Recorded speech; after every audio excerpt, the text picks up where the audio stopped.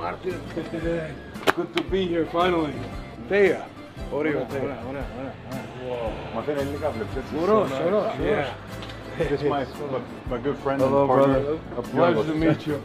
Perfectly guess my weight to be 150 kilos. But how much are you? 200, around 200 kilos. Más o menos. Oh, big. Σε έφερες στο Άρνο. Στο άλλο ήρθαμε με τη Ράσκολα, την εταιρεία που συνεργαζόμαστε με τα μπλουζάκια. Was that your first time in the USA? Ναι, ωραία ήταν. It was nice. It was first time. Δύναμη. So what was it like for you to go there and get to see all your fans? Δεν το πολύ, δεν το περίμενα τόσο πολύ. Tricep is torn. Oh, yikes.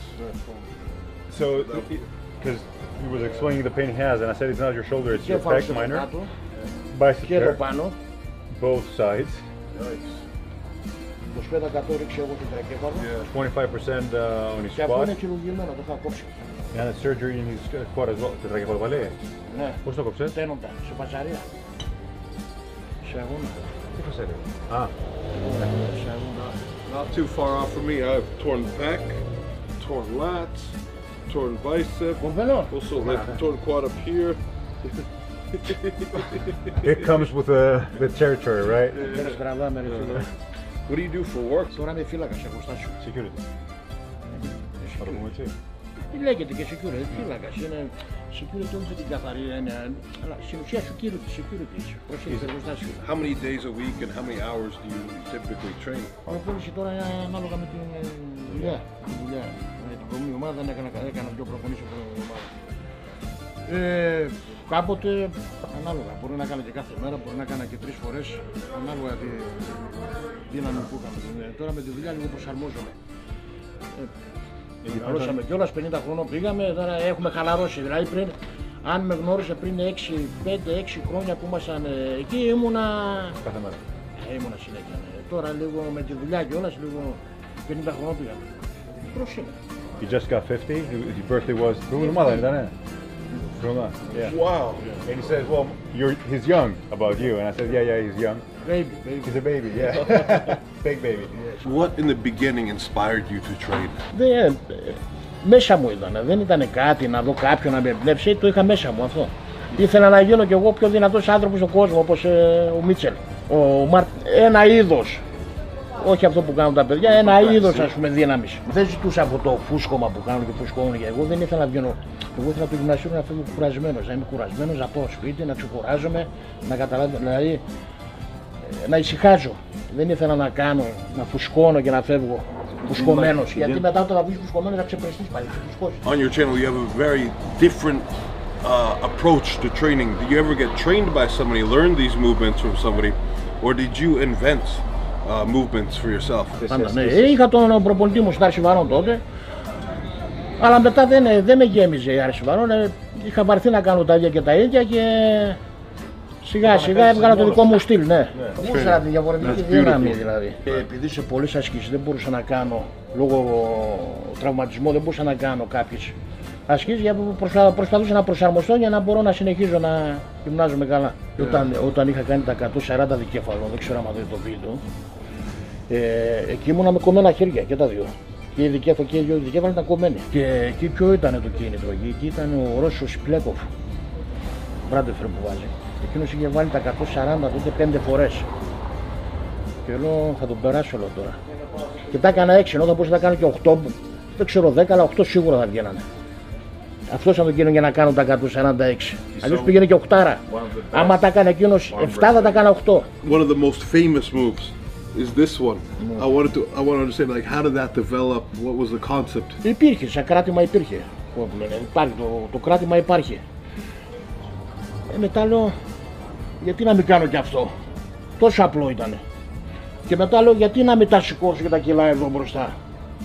Και έτσι βγήκανε. So what do you feel the most when you do this movement? Εκείνη τη στιγμή ξέρεις τι γίνεται. Να βάλεις κάποια κιλά που μπορείς να τα λέγεις εύκολα, θα σου πω είναι αυτό, είναι αυτό, είναι αυτό. Τώρα τόσα κιλά. Όλο το σώμα. Είναι και το πάτωμα που πατάς. Και το πάτωμα που πατάς σου λέει. Πρέπει το μυαλό σου να είναι 100, όχι 100%, 1000% εκεί πέρα, γιατί λίγο θέλει να γίνει, να ακούσεις κάτι μέσα σου. What was the load that you built up to on this movement? Καθιστός είχα 470 φορές, καθιστός. Όρθιος νομίζω είναι πιο εύκολο. Καθιστός είναι και το επικίνδυνο μέρος, αυτή την άσκηση που μπορεί να σε καταστρέψει, είναι όταν είναι κάτω και πας να το ξεκολλήσεις. Εκείνο το ξεκόλλημα, εκείνη τη στιγμή πρέπει να γίνει γρήγορα. Πάντα δούλευα με ορμή. Πάντα ορμή δούλευα. Λέγανε όχι αυστηρά και αυτά που την πληρίστηκα. Όχι αυστηρά και έτσι. Και κλέψιμο για μένα δεν υπάρχουν. Ούτε κλέψιμο ούτε τίποτα. Υπάρχει δύναμη, ελεύθερη κίνηση, ορμή, έκρηξη. Άλλοι δεν το καταλαβαίνουν. Τώρα τι να πω για το Goleman, ότι λένε τα δικά τους, τώρα δεν ξέρω. Τα λέμε όλα. Ναι, εντάξει. Ενώ ο Brian Shaw το κατάλαβε. Ο Τζούτζι, Brian Shaw, δοκιμάσει να το καταλάβανε τι είναι. Το έχει δοκιμάσει καμιά φορά. Have you tried it? I have not tried it, so I will want to do a little bit today. You're in for a Σήμερα. treat. Yes, We we must try this. Αν πρέπει να το στήσουμε εκείνο τώρα, εντάξει, θα το δούμε, πώς το κάνουμε. Έχω να τα δουλέψω αυτά, εγώ δεν τα κάνω άλλο αυτά. Δουλεύω πιο χαλάρα με μπάρα και λίγο το έλτιδρο αυτό που σε λίγο παραπάνω. Αυτά έχω. Προχθές που έσχομαι, ναι. Και εκείνη τη στιγμή έκανε, ναι ρε φίλε, δεν το περίμενα, νόμιζα όμως είναι. Θα το δω μετά να σου πω Ναι, εκείνη τη στιγμή, άμα δεις το 600, κάποια στιγμή γυρνάω έτσι. Είδες που γύρισα. Λέω τώρα τι να κάνω, το αφήσω, το παρατήσω, τι να το κάνω τώρα.